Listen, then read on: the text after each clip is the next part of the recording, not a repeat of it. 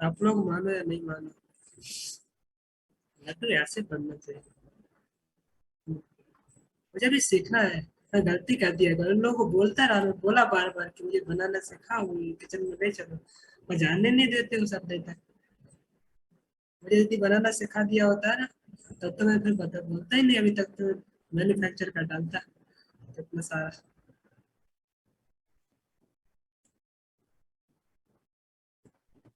एक बार मैं देख लूंगा तब तो बना दूंगा।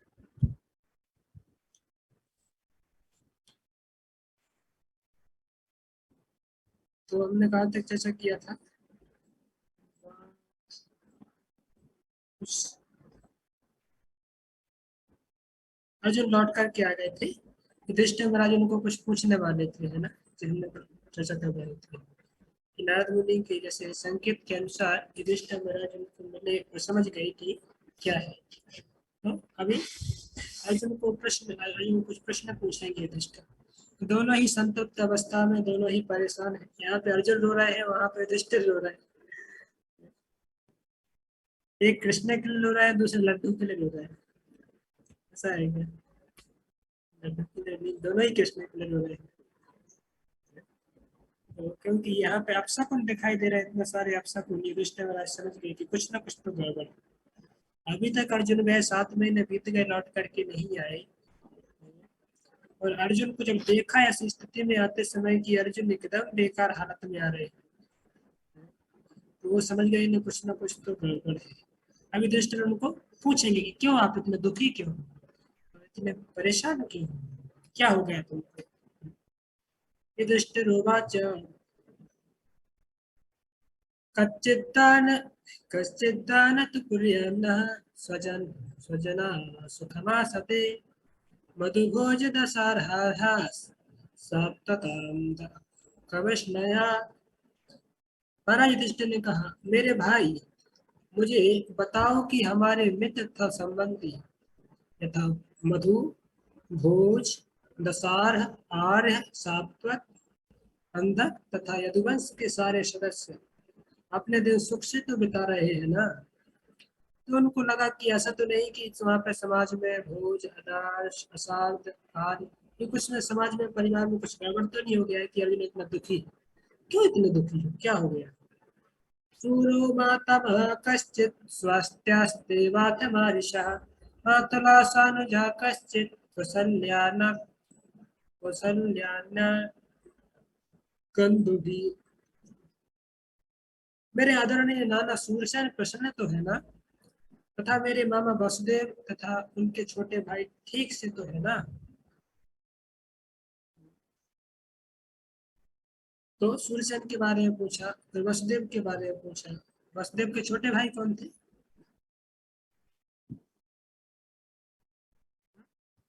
पता है किसी को?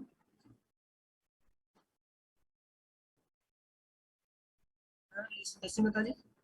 कौन थे बता रहे, तथा उनके छोटे भाई? नहीं पता ना? नहीं पता प्रभु जी। सप्तस्वार सप्तस्वासार पत्न्यो मातुल्यान् सहात्मजा आस्ते शाश्वतः क्षेमं देवकी प्रमुखाश्रयम्। देवकी इत्यादि उनकी 7 पत्नियां परस्पर बहनें हैं, वे तथा उनके पुत्र एवं बहुएं सब सुखी तो है ना? तो सब एक एक करके एकदम नाम ले लेकर के पूछ रहे हैं कि उनको दुख तो नहीं है, कोई उनको समस्या तो नहीं है, देवकी को समस्या तो नहीं है, वसुदेव को समस्या तो नहीं है, और उनकी जो अन्य रानियां है उनको कोई समस्या तो नहीं है। क्यों आप इतने दुखी हो, क्या हो गया है? कच्चित् कच्चिद्राजाहुको जीवस् जीवत् सत्पुत्रो यस्तचानुजा हृदि ससतो क्रूरो जयन्तः गदसारणः आशिते कुशलं कश्चित् यद्दे च शत्रुजिदादयः कच्चित्तास्ते सुखं रामो भगवान सात्वता प्रभु। एक एक करके सब रीजन पूछ रहे हैं, बातें बता रहे हैं कि क्या उग्रसेन जिसका पुत्र दुष्ट कंस था तथा उनका छोटा भाई अब भी जीवित है? क्या हृदय तथा उसका पुत्र कृतवर्मा कुशल से है ना? क्या क्रूर जयंत गद सारण तथा शत्रुजित प्रसन्न है ना? सब भक्तों के रक्षक भगवान बलराम कैसे हैं? तब बलराम जी के बारे में पूछा। बलराम जी तो ठीक है ना, ऐसे पूछे। मैं एक लेक्चर सुन रहा था अभी, तो इसके ऊपर अच्छा एक वो लिख रहे हैं, विश्वनाथ चक्रवर्ती ठाकुर की कमेंट्री से बता रहे थे प्रभु जी कि यहाँ पे बलराम जी का नाम आया है कि बलराम जी तो ठीक से है ना। तो इसके बारे में प्रभुपाद जी ने यहाँ पे लिखे हैं विशेष करके। प्रभुपाद जी के तात्पर्य को हम थोड़ा पढ़ेंगे, और इसके फिर प्रभुपाद जी विश्वनाथ चक्रवर्ती ठाकुर की कमेंट्री से शायद ले रहे हैं, तो मैं वो दिखाऊंगा आपको। पांडवों की राजधानी हस्तिनापुर आजकल की नई दिल्ली के निकट कहीं पर स्थित थी, और राजा उग्रसेन का राज्य मथुरा था। और द्वारका से दिल्ली लौटते हुए अर्जुन अवश्य ही मथुरा नगरी गए होंगे। तो उनको ऐसा विचार था कि द्वारका से लौट रहे थे, तो फिर मथुरा से होते हुए आए होंगे, क्योंकि वो रास्ता है। पर ये तो मुझे समझ में नहीं आ रहा है। तो द्वारका तो कहाँ पे है? क्या गुजरात में है? मथुरा तो दिल्ली के पास में है। और क्या बोलते हैं, ये जो इनका जो रिश्ते महाराज है वो तो हस्तिनापुर में है ना। तो अच्छा, वो तो सोच रहा कि द्वारका अच्छा उसी रास्ते में पड़ रहा है, तो बीच में मतलब शायद हो सकता है होते हुए आए थे, ऐसे पूछते हैं। क्योंकि बलराम का यहाँ पे नाम क्यों लिया है, प्रभुपा जी बता रहे हैं। संबंधियों के विविध नामों में से भगवान कृष्ण के बड़े भाई बलराम या बलराम के साथ भगवान शब्द जुड़ा हुआ है, क्योंकि भगवान बलराम विष्णु तत्व के तुरंत से के विस्तार है, और भगवान कृष्ण के विग्रह प्रकाश है। यह परमेश्वर यद्यपि अद्वितीय है, किंतु वे अन्य तमाम जीवों के रूप में विस्तार करते हैं। तो जैसे प्रभुपा जी ने यहाँ पे लिखा है,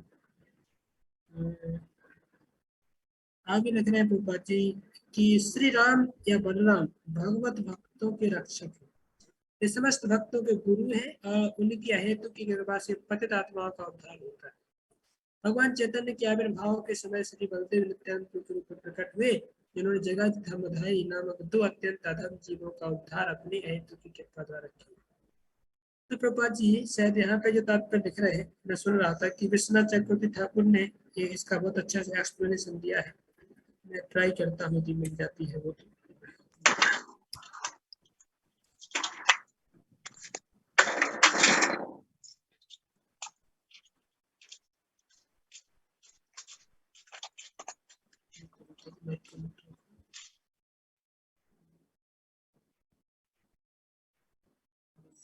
देखो एक बार।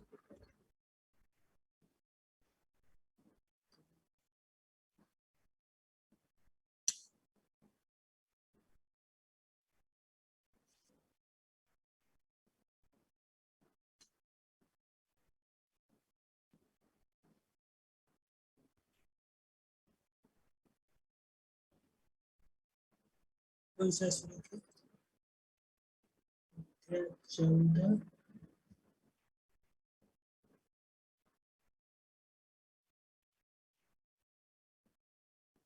श्लोक संख्या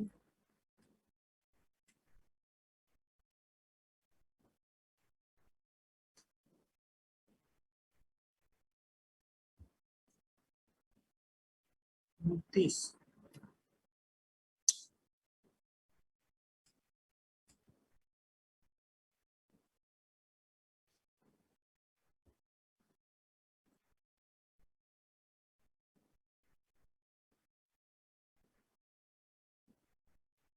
निराय पता नहीं क्या होगा इसको।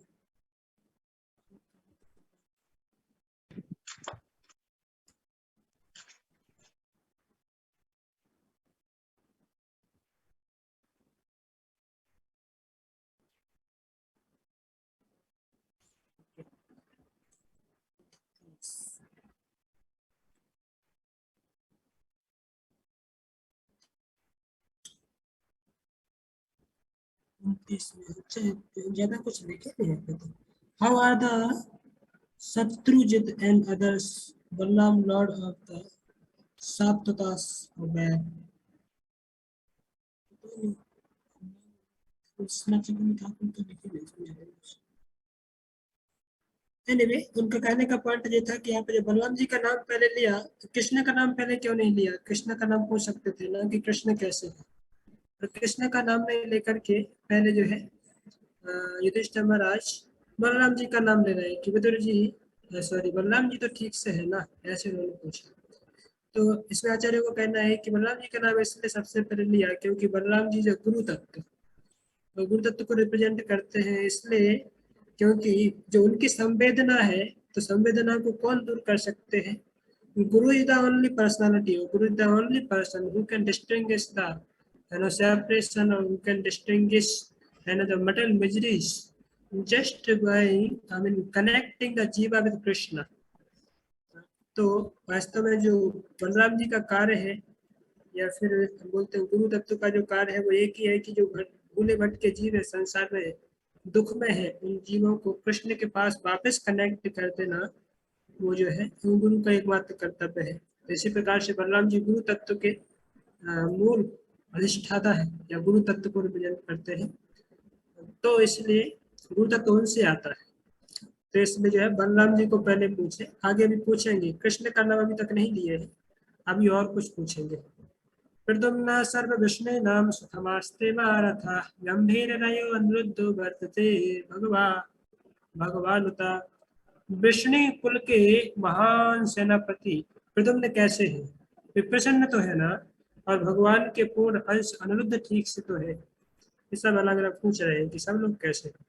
सुषेणाश्चारुदेशुलश्च शम्भोजम्पति सुता अन्ये च काशणी प्रवराः सपुत्रा ऋषभादया।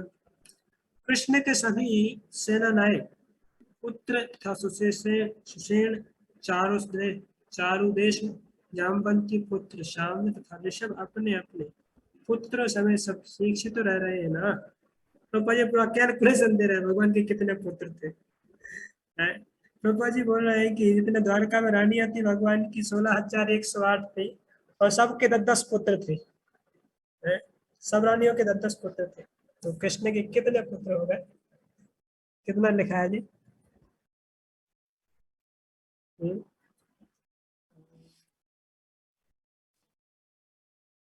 1,61,000 कितने पुत्र थे कुल मिलाकर?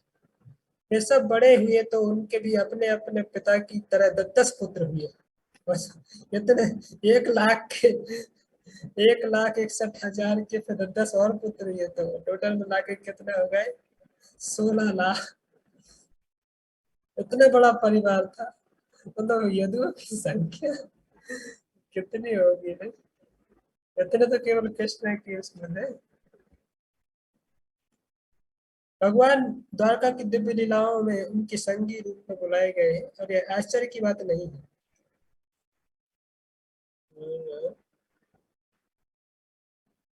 अच्छा तो यह हुआ कि भगवान की तुलना हम अपने साथ करने से बचा जाए, और क्योंकि हम भगवान के तीव्र पथ के थोड़े से अंश को ही समझ लेते हैं, क्यों ही एक बात की सच्चाई बन जाती है। युधिष्ठिर ने द्वारका स्थित भगवान के पुत्र तथा पौत्रों को तो समाचार, अब दो चार पुत्रों को पाल नहीं पाते तो लोग भगवान बनने का प्रयास करते हैं। तथैवानुचरः सौरे सुतदेव उद्धवादया सुनंदन सुनंदन शीर्षण्या ये ततर्षभा अपि स्वस्त्यास्ते सर्वे रामकृष्ण भुजा श्रया अपि स्मरन्ति कुशलम् अस्माकं भद्रसौहृदा। इसके अतिरिक्त सुखदेव उद्धव तथा अन्य नंद सुनंद अन्य मुक्तात्माओं के नायक जो भगवान के नित्य संगी है, भगवान बलराम तथा कृष्ण द्वारा